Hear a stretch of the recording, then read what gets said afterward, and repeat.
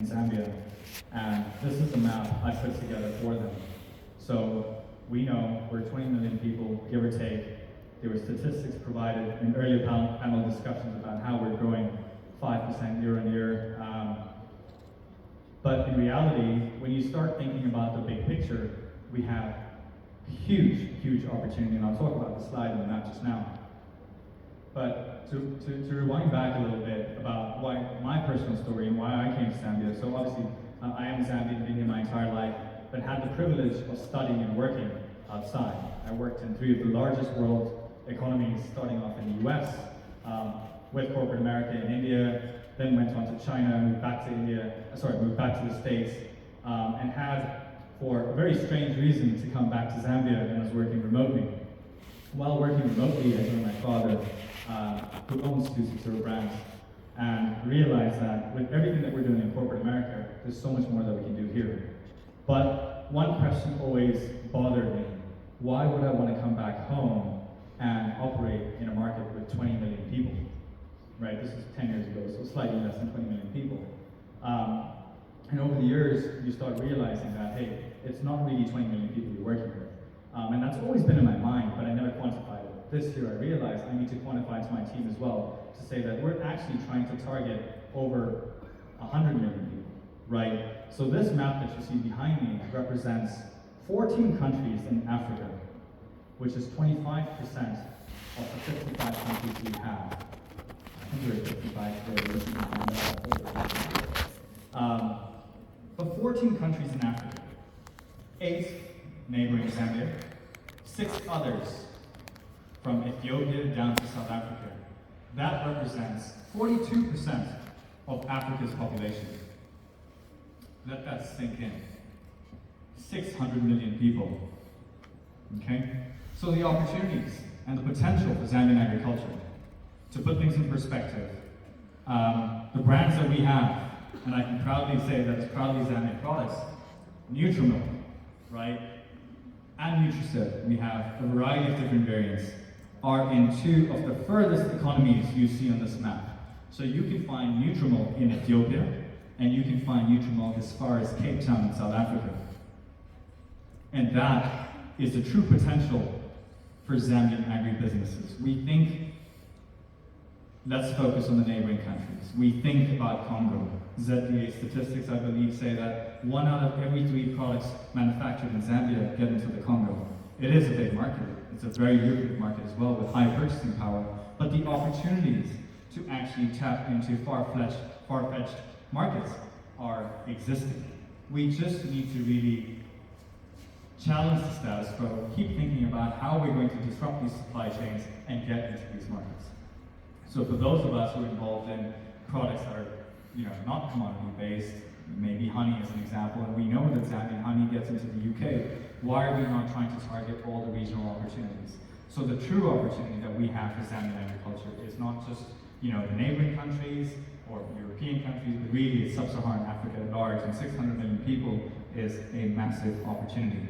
We know that with COMESA and SADC, especially for those investors who are not aware, Zambia is part of multiple tax benefiting treaties that we have that avoid duties when going into these countries. So we can export value-added products into COMESA countries, SADC countries, without paying any duties. I'm not going to talk about the free trade agreement, to be very honest. I personally feel that it doesn't have a lot of potential that we currently see. I think there's more benefit being part of COMESA and SADC that we can truly harness.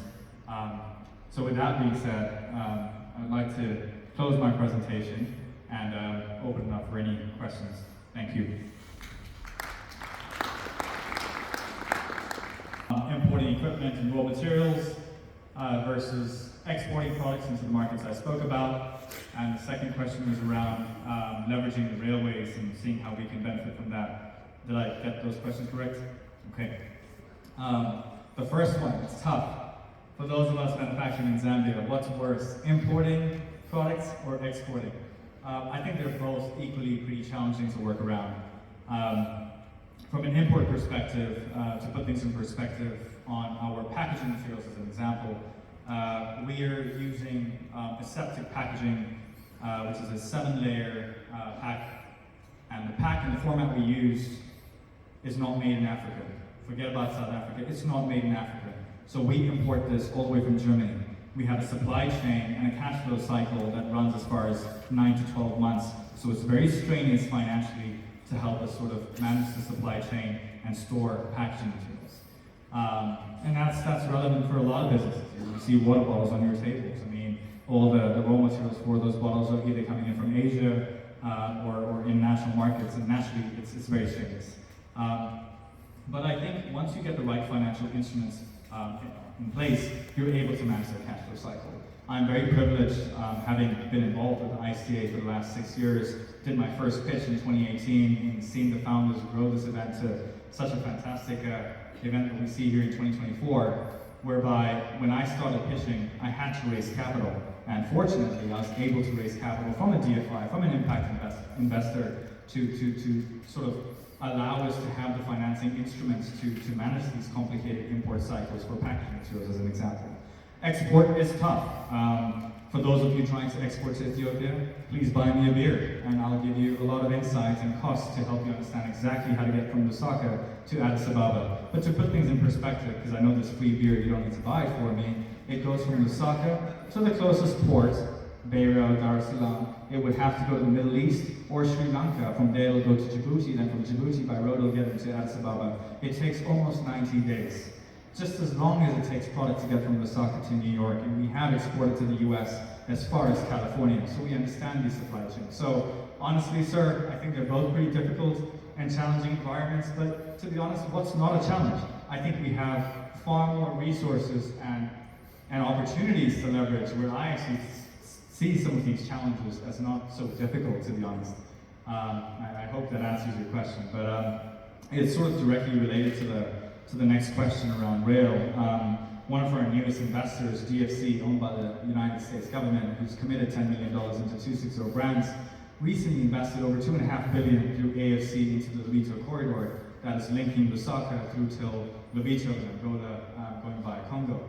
And I think it's obviously a very good initiative for Zambia, the economy in Congo, and the opportunities that it will bring us. But I believe that it's still a very nascent stage to think that that will unlock all the opportunities we have to get into international or regional markets. I think the road infrastructure obviously is a lot better than it was 10 years ago, and there's a lot of opportunity that you can leverage from there itself. But we are fairly connected. Of course, the infrastructure challenges are there. It depends. Are you looking at the glass half full, half empty? I think Chito spoke about the glass half full. I'm always seeing the glass very, very full, to be honest. I think there's a lot that we can do.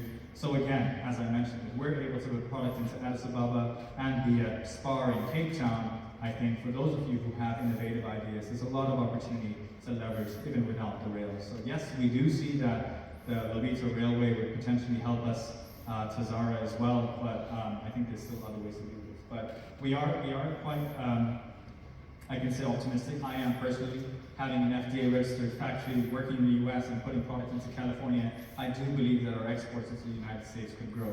So for those of us with innovative ideas in the Zambian market, and we see fantastic products here, I actually brought on stage, I saw the camera wasn't really pointing on me, so can't really see it. But Umoyo, I mean, Kim's done a fantastic job with this as well. I'm not here just trying to brand Nutrimilk and Nutrisip and what we do, but drank this afternoon. She makes a fantastic kombucha as well, very strong, but fantastic nonetheless. And 90+% of all her ingredients are sourced in Zambia. So again, I think you want to come out with unique offerings. You want to pioneer in categories that will give you the edge. And I think that's the way to sustain and make sure that you can actually charge a price point that will absorb the supply chain costs to get into these regional and international markets. Thank you. Fantastic. Thank you for the question. I'm just going to repeat it to make sure I got it right. But in a nutshell, are we scared to operate in the agricultural space because of government intervention? Is that correct? Yeah, okay.